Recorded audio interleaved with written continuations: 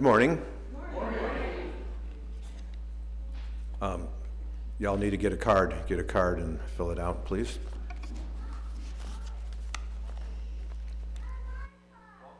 Welcome to this place of peace, justice, and hope. In this Unitarian Universalist congregation, we affirm no matter who you are, how loud you cry, who you love, or where you are on your journey, you are welcome here. How cranky you may be. For those of you joining us online, we're so glad you're with us.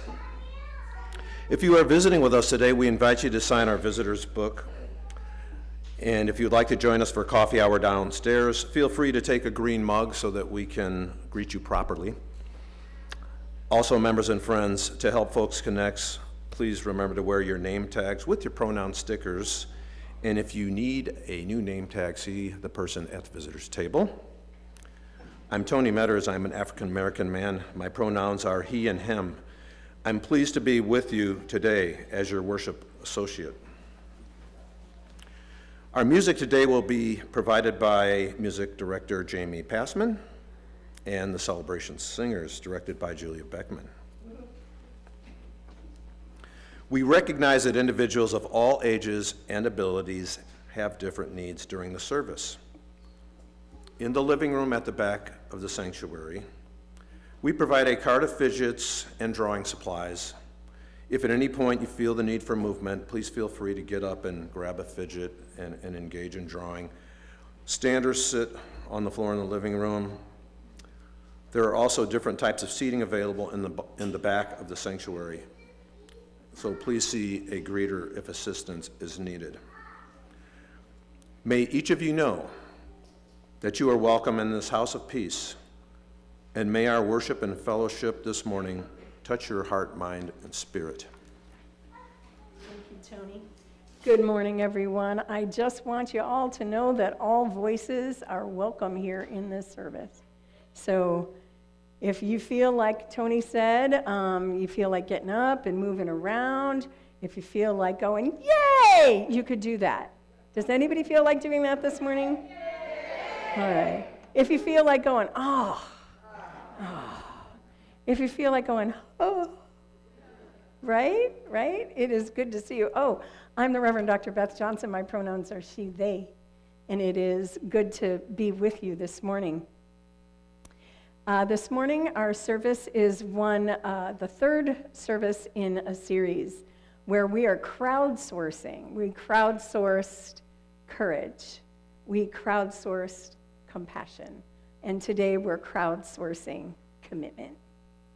So it's also our Pledge Sunday. And for those of you who are new, we don't expect you to fill out a pledge card, so don't you worry about that. But anyone is invited to make contributions to our congregation. But it is the time when you'll hear more about this, when we honor and celebrate our congregation, the work that we do, and we do what we can to fulfill our mission and vision financially. So that's part of what's going to happen today. But I want to hear from everyone what your commitment is. What are you committed to? It can be anything. It could be in your life, in the world. This is when we crowdsourced courage and compassion. So there's a lot that you hold in your hearts. So, beloveds, it is good to be together. We begin our service by acknowledging that we in the western suburbs inhabit areas that are the traditional territory of many indigenous peoples. As people trying to live into a more just world, we have a responsibility to acknowledge the history and legacy of settler colonialism, the harm done to Native peoples, and also to work to repair that harm. So I'm going to invite you to just take a breath with me for a moment and arrive from the various parts of our day to the various parts of our lives and the various parts of ourselves. Again, maybe, I don't know about you, but I'm bitter when I lose that hour. Is anybody else bitter? Yeah, I really am. And those of you who get up at 4 in the morning, it doesn't make any difference to you, I don't understand. but it is good to celebrate together, to honor our connections to one another, because you could be anywhere on a Sunday morning and yet you come. We come to be in community, to learn, to sing, to gather, to ground, to fill our cup so that we can then fill the cups that are around us in our personal lives, in our world. And don't we know that the world needs our love, does it not? So as part of our sermon series of courage, compassion, and commitment, we're going to reprise Let Us Love. And this is how the song works. There's two parts. Now, you could call it a melody or you could call it bass, just pick your part. And this is how it goes. I'm going to teach you both parts, and then we'll rise and we'll sing it, and you'll just pick your part. Okay? Let us love, let us serve, let us honor one another. Yes, let us love, let us serve. Look at the side. Let us honor one another. Yes, so let us love, let us serve, let us honor one another. Yet now for the other part. Ready? Let us love, let us serve, let us honor one another. Yes, so let us love, let us serve, let us honor one another. Yes, love one another, serve one another, honor one another as equals hand in hand. Love one another, serve one another, honor one another. That's how we understand. Got it? I'm going to invite you to rise in body or spirit and just pick your part.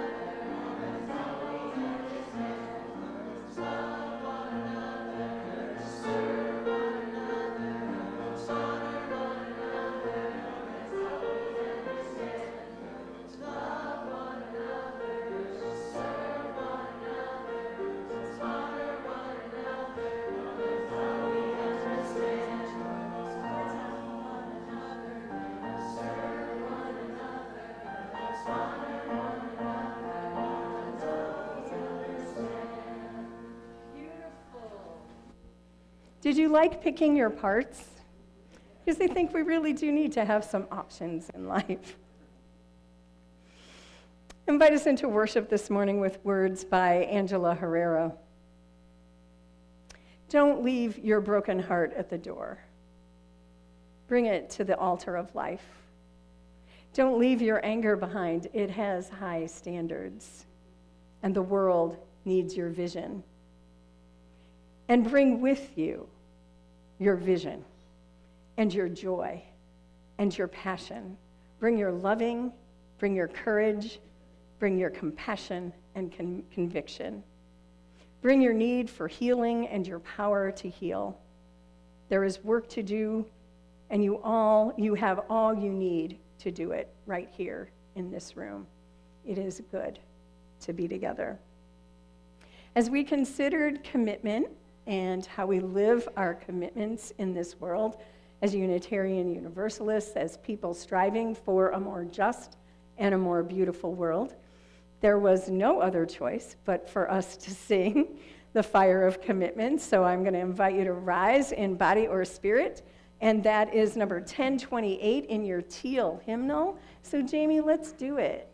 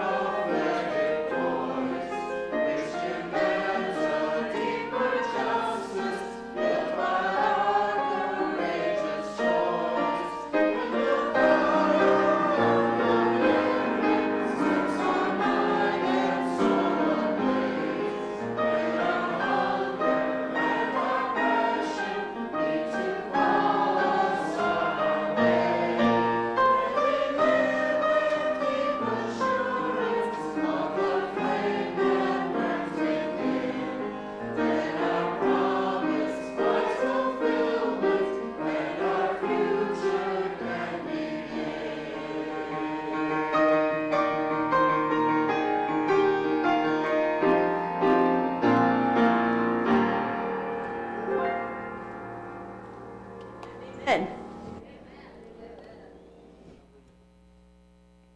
Y'all just amen to me.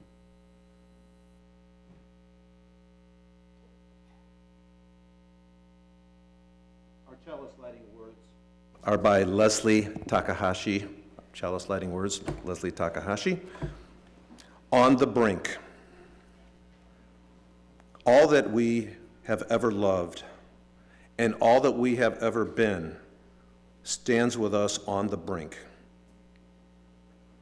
Of all that we aspire to create, a deeper peace, a larger love, a more embracing hope, a deeper joy in this life we share.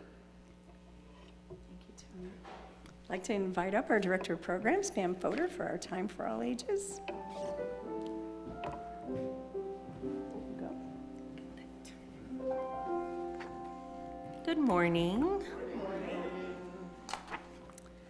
So just as this is the third sermon in a series, this is the third book in my series. I Am One, a book of action. How do I make a difference? It seems like a tall order for one so small. But beautiful things start with just one. One seed to start a garden. One stroke to start a masterpiece. One note to start a melody. One step to start a journey. One brick to start breaking down walls. And I can speak one gentle word to start a conversation.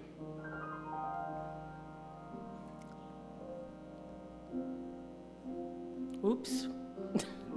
I can use my one soft voice.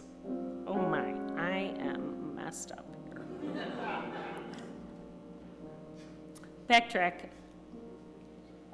I can speak one gentle word to start a conversation. I can use my one soft voice to start a friendship. I can perform one act of kindness to start a connection. I can share one tender hug to start caring. I can light one candle to start leading the way.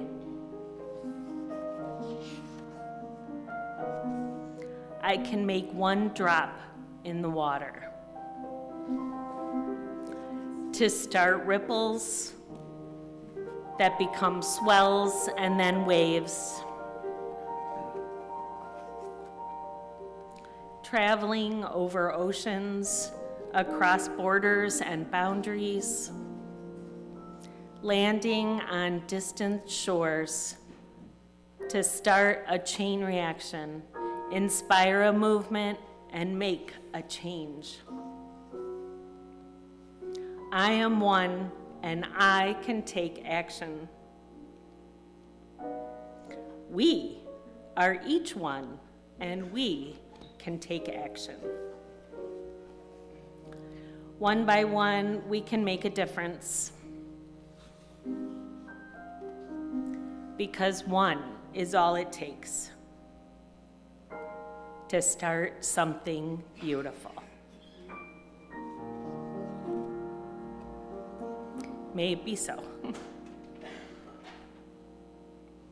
All right, I invite you to sing our children to their religious education.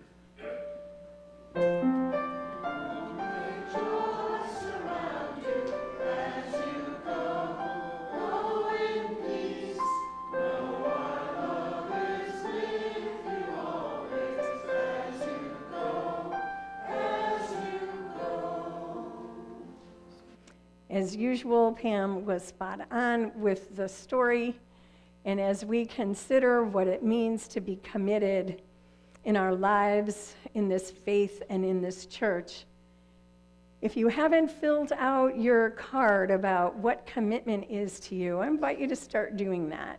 Now, the past couple of weeks that we've done this, the cards have been collected, but we're not going to collect them today.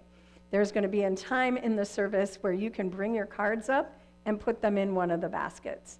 And if you don't feel like walking up with your card, you can just raise your hand and someone will collect your card. How does that sound? So this would be the time, if you haven't, to just be thinking about what is commitment and what does it mean for us to be committed in our lives. Yeah, there are cards in the back. If you need one, raise your hand. People are going to get theirs. I think everyone's got them, Susan. Thank you. So I just invite you, as we're considering our offertory words, and just think about what it means for you to be a person of commitment, because you are one. And then you'll hear in a little while, we are one. Tony?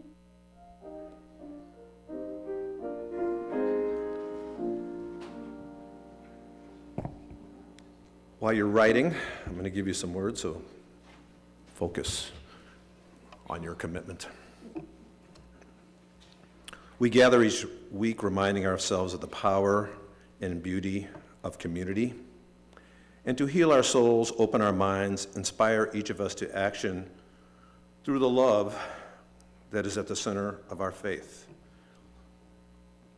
Our financial contributions to this congregation allow us to continue to live into our vision of the beloved community here and in the wider world. We commit together to ensure the funds we gather collectively do a greater good for ourselves and our world. Before we start the offering, I want to share a reflection that we heard from someone last week on their journey to get to this church. My journey was a little bit different because I was born and raised in a Unitarian Universalist congregation. So what the faith has given me is very special, and it's always stayed. So life goes on. I grew up, had kids and the whole deal. And many of you know my brother and sister-in-law, Tom and Lynn. Well, one day Lynn says, "Tony, we need to go to a church." I said, "Oh, great idea. Let's get the kids in church." And you all know Lynn. "Oh, well, I've got a list of all the churches." And I said, "Well, that's nice. You can pick any church that you want, but I'm interested in finding a Unitarian Universalist church." And that's what we did. And we found this church. What's beautiful about it is that I can never remember how long I've been a member. I know it's more than 25 years, I think, but all I know is I signed the book, and it's just a continuum. It's just part of me. I love my newer role as a worship associate, and it just reminds me that we can all worship in our own way. I love looking out at all of you, and we're all individuals, but yet here we are together. I feel like when I haven't completed my commitment, that I haven't fulfilled the covenant. So that's my covenant, is to be a member, commit financially.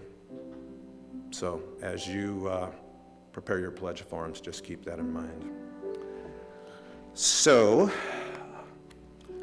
we're going to get on into the collection to sustain and grow the life and mission of this congregation. Please join me in these offertory words. This church is made up of all of us. It is what we learn together, the work we do together, the fun we have together.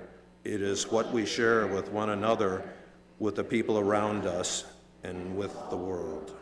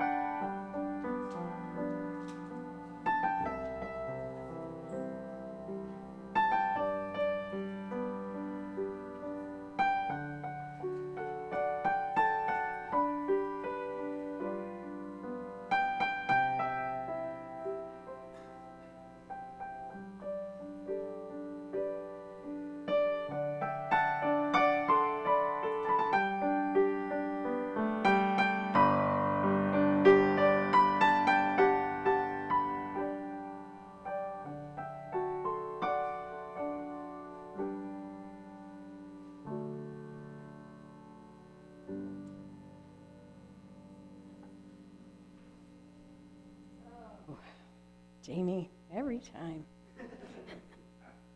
We're going to be singing that song later on, and Jamie has this capacity to transform and transport us.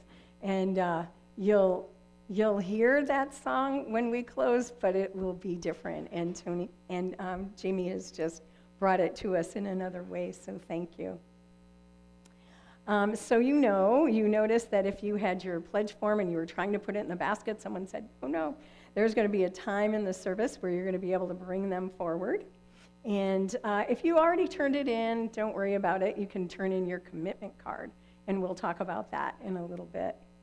I really appreciate hearing people's stories, and I always tell myself I'm going to make sure that happens throughout the year, and then kind of the year gets away from me, so my worship associates need to remind me. Let's do this more than just once a year, but hear people's stories. We all have a story. We all have the things that shape us and the impulses that bring us to a religious community. And there's nothing I like better than hearing your stories. So, and I'm very pleased to introduce the president of our congregation, the Unitarian Church of Hinsdale, David Mrazek, to give some of his story.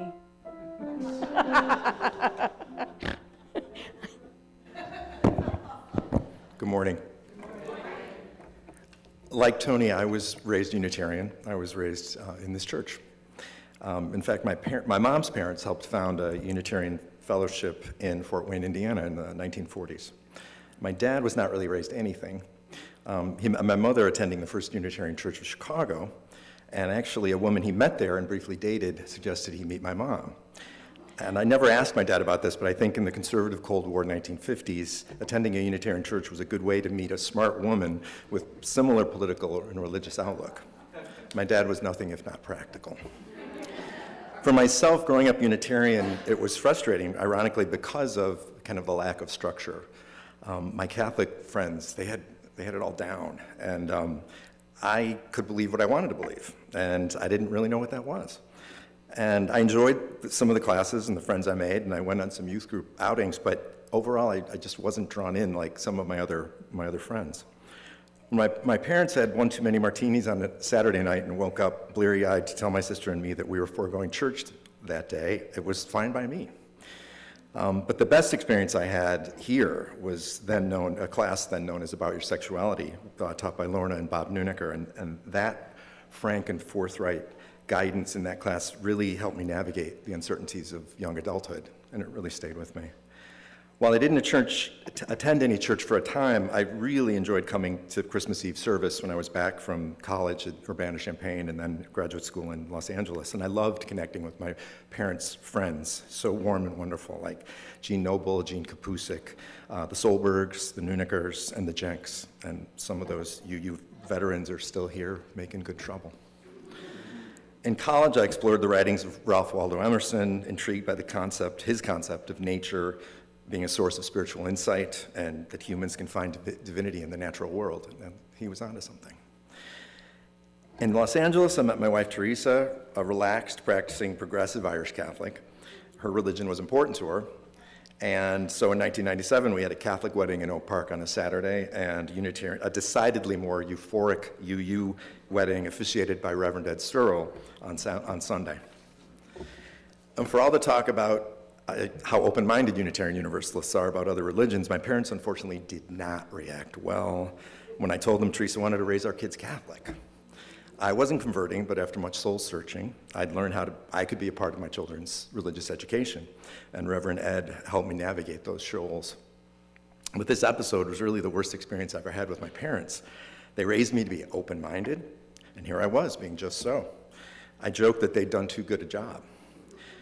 Years later, they gave a tearful apology, and ironically, Teresa became completely disillusioned with all organized religion, and our daughter Lily's baptism was as far as she got with Catholicism. Once we relocated to Chicago in LaGrange Park, about 20 years ago, we wanted our daughter Lily to learn about religion. Sound familiar? And I really wanted her to experience the sex education class that I took, and was really a lifesaver for me in the horrors of adolescence. Unfortunately, when her year rolled around, her class would consist of 1 anxiety-riddled girl and 4 boys. And that didn't happen. But my wife, Teresa, a certified marriage and family therapist, took care of that education. So some hills and valleys through the years, but flash forward around 10 years ago, and I went from sporadic to more regular attendance here. And the church's commitment to social justice melded with a free exploration of spiritual growth, whoever you are, whoever you love. It really did hit home with me. During COVID, I started attending spirituality and practice Zoom sessions led by our inimitable Lenny Edgen, sitting out there. I joined the board about 6 years ago, first as a trustee at large, then as secretary, now as board president. And I've been a pledge captain for several years, one of your friendly bartenders at our annual fundraisers, and a volunteer clinic escort for the last couple of years. And lately I've been feeling the presence of my dad here. He died about 4 years ago. He was a board president, along with my mom, volunteered for many causes, and he deeply loved this church. Coming here as many Sundays as I can, it's a kind of communal meditation. We gather together, as Reverend Beth says, we choose to be here every Sunday in the midst of our busy lives. And just the act of being together, feeling each other's presence and warmth, singing aloud, especially in these dark times, is soul-sustaining. Sundays act as our spiritual launch pad for our active outreach into the wider world. And on this Pledge Sunday, this day of commitment, I'm committed to this church that I've grown to treasure on my circuitous path through the decades. I treasure its history and all of you, this current community of soul seekers gathered within this beautiful 19th century space who are trying together to make sense of this confounding 21st century world and our place in it. Thank you.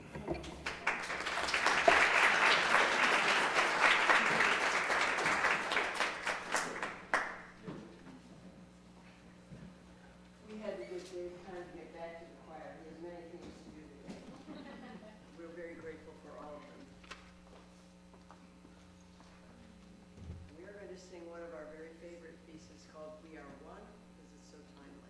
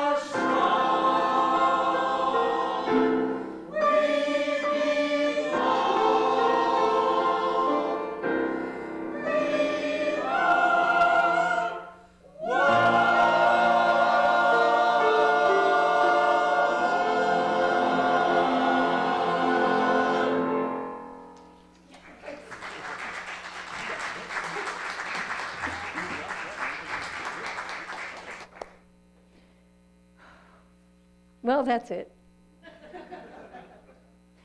Oftentimes I feel like that after the choir sings, that's the message, that Pam's story, that one person makes a difference, and then it moves into this understanding that we are one.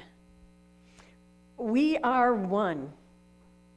Beloveds, that affirmation is in this moment in time an act of resistance. And it's a proclamation and a declaration of hope and possibility.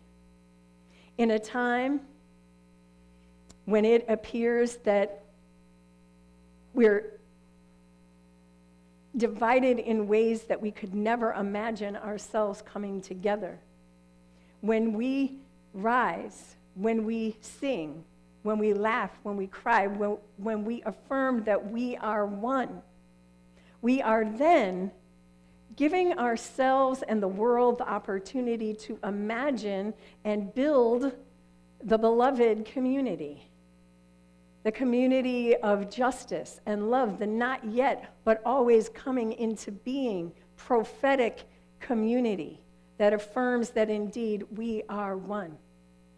We are one with one another. We are one with this earth. We are one with the cosmos. Imagine. My teacher, Joanna Macy, says these are billions of years old, so act your age. And if we were to act our age, we would be living into the forgotten knowledge that we are one. It's ancient and it's fresh. It's ancient because indigenous cultures knew that we are one with the earth, that we belong to the earth. It's fresh, relatively fresh, since the mid-20th century, recognizing the deep interconnectedness of all things and the fact that the universe began with matter the size of a period at the end of a sentence. Imagine that. But this affirmation that humanity is one in a time where the intention of the so-called leader of this country is to divide us and to say we are not one.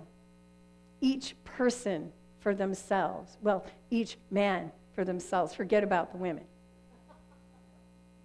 and the people of color and our trans siblings. But no, our choir stands up and sings. We hear, we recognize, and we affirm we are one. And it begs the question then, if I am one with everything, if I am one with my neighbor, with this earth, what is it that I can be committed to? What does love call me to do? Because that's the question, and that is the center of our faith. And the center of this Unitarian Universalist congregation where these amazing people were raised up, Tony and David, and so many of you raised up to become leaders in your community, to become examples of hope and generosity and graciousness and thoughtfulness. You and you and you and you. For 136 years, members of this congregation have served as board presidents and board members, committee chairs, hospitality providers, leaders, guides, and guardians of this place, of this faith. Universalist. This congregation was Universalist before it was Unitarian, or one iteration of it was, and then Unitarian, and then Unitarian Universalist Church of Hinsdale. There are people in this room, you know who you are, who've shown up and served for 60 years. For 50 years, Julia Beckman has shown up in this church and led the celebration singers.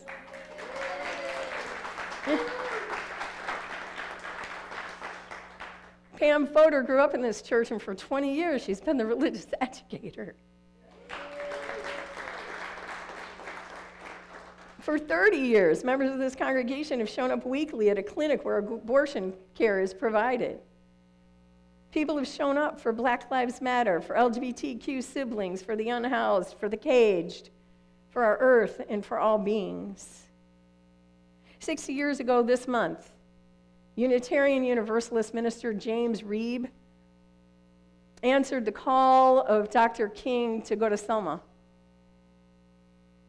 He and his two friends joined the march late. They went to eat, and when they came out of the restaurant, they were beaten. Reeb died 2 days later. Dr. King memorialized him. This same month, Unitarian Universalist Viola Luizo answered the call to Selma. She left her family, her children. She said, "I'll be back." And she wanted to drive people to the polls, which she did. And then the KKK murdered her and then besmirched her name, fouling her memory, saying horrible things about her and why she was there. Commitment. What does it mean to be committed to a call? Now, not all of us are necessarily called to give our lives, but some of us are. But we are called. Something called you here this Sunday morning. You didn't just wake up and go, "Hey, let's go to that Unitarian Universalist church because I missed an hour of sleep. And the kids are a little restless, let's come." No, because we know that we are one and that in being together, in journeying together, we are more than we could ever be alone. That is the affirmation of community and faith. Committed to this living tradition, an evolving faith, an evolving, transforming faith. It's not, this faith doesn't look like it did in 1961 when the Unitarian Association and the Universalist Church of America merged. We evolve, we change, just like us as human beings. But we gather to nurture spirits, to help heal our world. This past month, as I've mentioned, we've crowdsourced what it means to be courageous and to be compassionate. To be courageous, compassionate. Don't worry, an art project will emerge from this. Your words, I've read your words the past several weeks, touched by what you said about what it means to be courageous. Just one. I'm being courageous by living my life as a queer person, by loving everyone, even those that may not love me. Oh my goodness. By being open about who and what I am, even in front of those who would silence me. Courageous. Courageous. Compassion, to recognize someone else's pain as my own. This struck me because as angry as I am at our political situation and what's happening in our country, as angry as I am, there are moments. Sometimes they're just glimmers of moments where I can imagine how incredibly painful it must be to be so disconnected from soul and heart to make people enemies. Now, I'm saying that that is in my finest moments. I am not always in my finest moments. But this is a reminder that I can bring that to the work of justice. The essence of humanity is to feel another's pain as though it was one's own. This was just random, I just picked it. Compassion is empathy, which is necessary capacity for humans to live in a world that recover from adversity, broken spirits, heal broken spirits, build up individuals and communities, not tear them down. This is who you are. I could go on. This is who it is we are to live this Unitarian Universalist faith for such a time as this. A time of uncertainty, of disruption, and she understated challenge. It is also a time of great possibility, and I do believe that, of living in hope as an act of resistance to all that would thwart life. Your responses were so powerful, and they embodied commitment, a vow, a covenant, a sacred promise. Buddhist teacher Mary Nicholas writes, commitment is the same whether you've committed to chaperoning the 3rd grade field trip, or you're committed to performing delicate brain surgery, or your commitment is working to discover a cure for ALS. Commitment is placing your faith and trust and belief in yourself, in your ability to perform or carry out the mission you have committed to, and your acceptance of the possibility that you may have to modify the shape, skills, and scope to improve the potential for success. Commitment requires attention, analysis, adjustment, education, and hard work.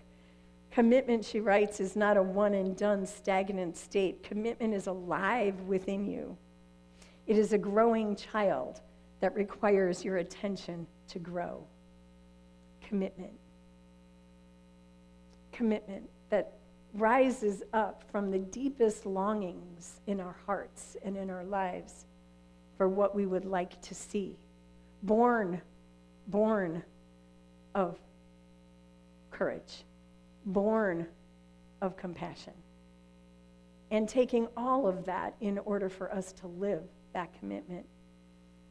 As we consider the mission of this congregation and our calling as courageous, compassionate, and committed to Unitarian Universalists to embody and live our deepest moral values with love at the center, I've been reflecting on the values of our faith, the values that we affirm with love at the center: justice, equity, transformation, pluralism, interdependence, generosity. Think about it. Justice. On the line. Equity. Written, taken out of public discourse or public documents, government documents. Equity. It's one of our core values. Transformation. As opposed to a stagnant way we never were. We transform. Pluralism, again, vilified, seen as a threat. Interdependence, the recognition that we are one, that we are all interconnected. We are caught in an inescapable garment of destiny, caught in an inescapable network of mutuality, tied in a single garment of destiny, Dr. King tells us. Interdependence and generosity.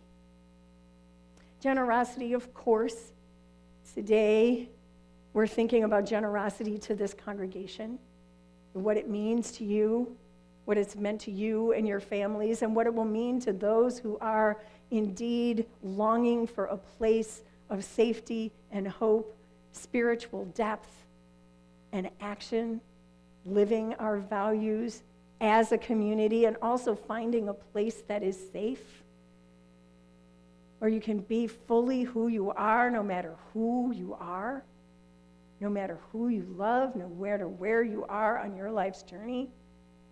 Yeah, it is said you can believe whatever you want, but I think you can believe whatever, you believe what you must, as a free and responsible search for truth and meaning, which is what the space of Unitarian Universalism and this congregation provides. Space, open-heartedness, generosity, a generosity of spirit that says you are welcome, a generosity of action that says, I'm going to make sure that the fabulous desserts at the end of this service are there for people to celebrate. Generosity. Generosity financially, giving what you can to support the mission of this congregation and Unitarian Universalism in this world, and to live it out loud. When generosity, beloveds, itself is seen as a weakness, as people's jobs are being cut, as more and more people acquire wealth beyond the Gilded Age, where's the generosity in that? Our Unitarian Universalist values are at once under attack, not as Unitarian Universalist values, but as values of a pluralistic, multicultural, multiracial democracy, which we were aspiring to. And our voices, our lives matter, and what we do matters. Love is both the motivation and the method. Courage is love in action. Compassion is love in action. Commitment is love in action. Yes. Can I get an amen on that? And so, as we consider our capacity in our congregation to be as generous as we can, and as we consider what our commitments are this morning, instead of collecting your cards, what I'm going to invite you to do, if you're comfortable, is to come on up and place your cards in one of the baskets. And if you happen to have your pledge form with you, I'm going to invite you to place them in this big old chalice that we've got here. And let's see if we can get it to overflowing. So I'm going to invite the ushers or folks to help you come on up and kind of do that row by row if you'd like. And come on up and place your commitment cards in the baskets and your pledge form if you have one. Thank you.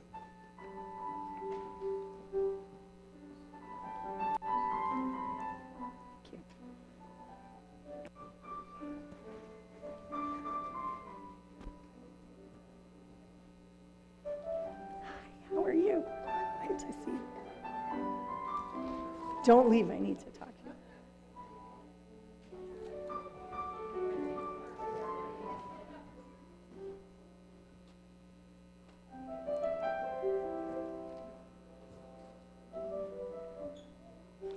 Does anyone have a card or a pledge form you'd like picked up? Just raise your hand and someone will pick it up, I'm sure.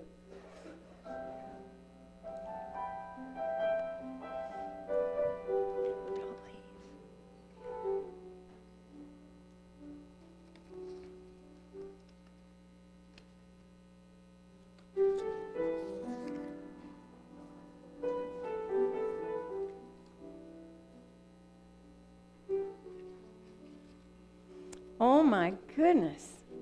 There's a lot of commitment here, y'all. Beautiful. Beautiful. Thank you. Thank you, beloveds. Oops. Okay, so the universe just wanted them to pop out. Can I have them? Okay. Oh. I'm committed to UCH, Unitarian Church of Hinsdale, because this is where I feel I belong. Committed to free inquiry and an open mind, showing up and doing the work. Commitment means to me trusting your heart and soul, leading you in the right direction, then working to move in that direction. That's a really important thing, y'all. Okay, you're like, oh shoot, I think she might do another sermon. No, but what I want us to think about with regard to commitment, and we can maybe talk about commitment again, because it is a direction of the soul. Right? It's a direction of the heart. It's where are you led? You know, we don't always use the language of led here in Unitarian Universalist circles, right? But I know I've been led. I've been led by love so many times to do things that I didn't even think I was capable of doing. But that's what it is. It's part of that is discernment. So thank you for that. A promise and energy with the energy and willingness to back it up. Ooh, commitment is showing up as your best self and sharing love. Commitment is doing what you say you're going to do, making a promise and keep it.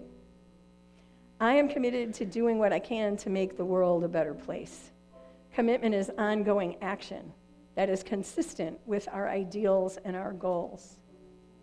I'm going to end with this one.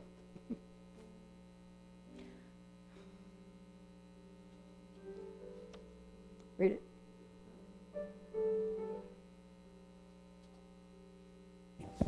I will not waver. Read it again. I will not waver. Read it again. Say I it will again. not waver. Say it again. I will not waver. I will not waver. From the values, from the love that called us into existence, coaxed us into existence, and is our guide, and is the ground of our being, and the center of all we do. I will cherish these. I will make these available to you in some way, and if you are, like really creative, I have some ideas. You could see me about that, because, beloveds, I think this might be the biggest stack. Not that I'm measuring. This is it. Courage, compassion, commitment. Let them guide us in what it is that we do. Please join me in our chalice extinguishing words, which would be great if I showed them to you. We extinguish, I don't have a thing, you gotta blow it out. Not the light of its truth, the warmth of this community, nor the fire of our commitment. These we are and share with all the world. Thank you. I am moved by what you wrote and by your commitment. I'm moved by your courage. I'm moved by the deep compassion. And again, by your commitment, our commitment to build a more beautiful and a more just world. The song that we're about to sing, Siyahamba, is a South African song written during that rose up during the apartheid time as an anthem of freedom.